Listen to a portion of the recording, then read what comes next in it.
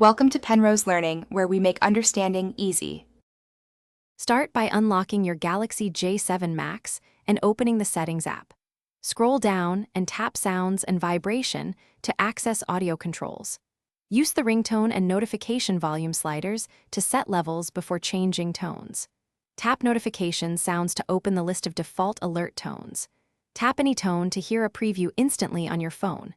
If you do not hear audio, verify the volume slider is up and Do Not Disturb is turned off.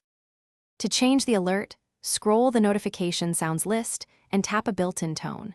To use your own file, tap Add or choose from Files and browse internal storage. Move your MP3 into the notifications folder if it is not visible in the picker. Select the custom file to preview it immediately on the device. When satisfied, tap Done or Save to apply the new notification sound across the phone.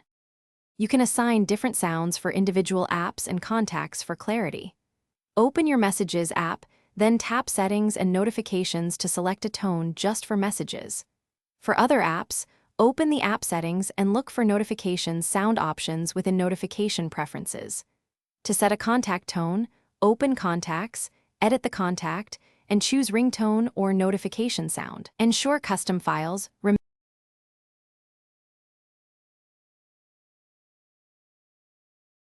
Thanks for watching. If this was helpful, leave a like and consider subscribing. See you next time.